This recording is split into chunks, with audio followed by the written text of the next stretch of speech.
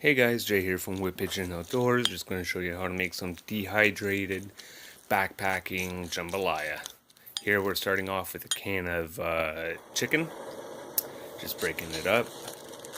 Now we're going to throw in our sausage in the pot just to get it cooked up. This is Italian sausage. And now we're just going to start off with cutting some shrimp. Alright, now the thing is with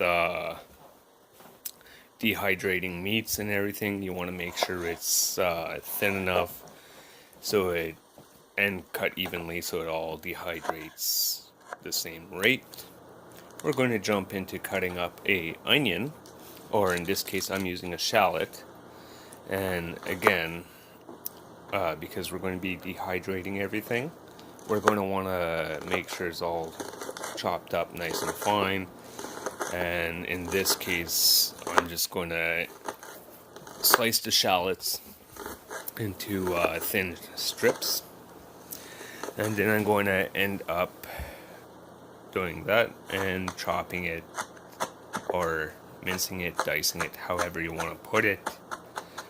Just to make sure that everything's all cut up nice and even.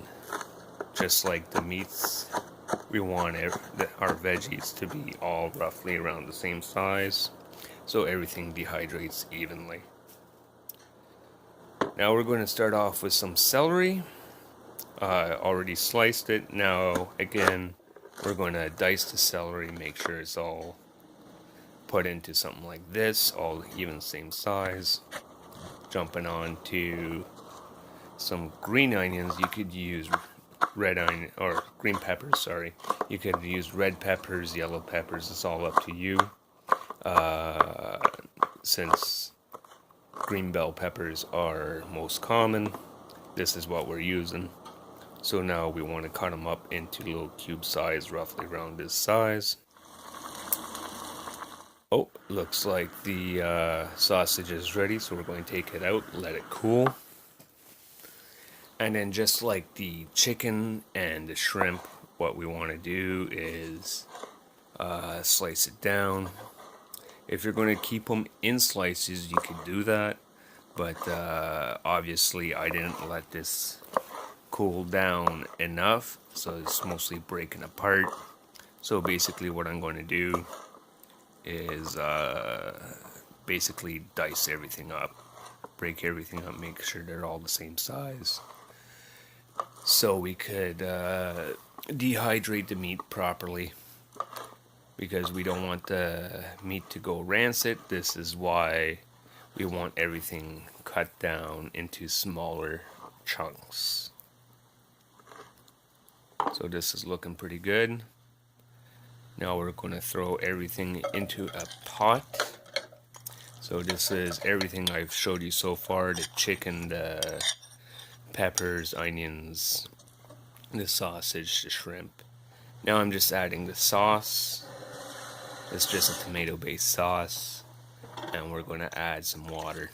I'm going to stir all that up, and then we're going to add some spice. I'm using backwoods, all game spices, and we let it simmer.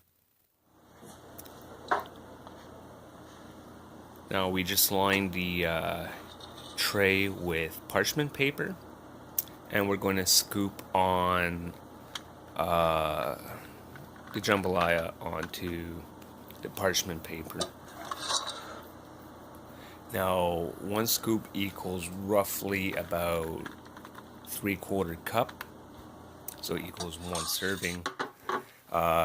In this case it makes up to 3 servings. Now we're just going to put the lid on and turn on the dehydrator. And we got some time to kill, so I'm going to go and take a little nap.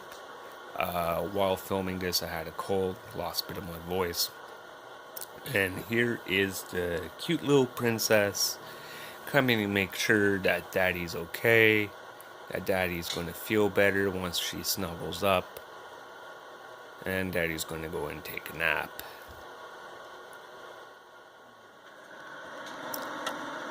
This is roughly 8 hours later, so a really good nap. And we're just going to check to see if it's ready. So how you can tell is it should just flake off just like that all the way around.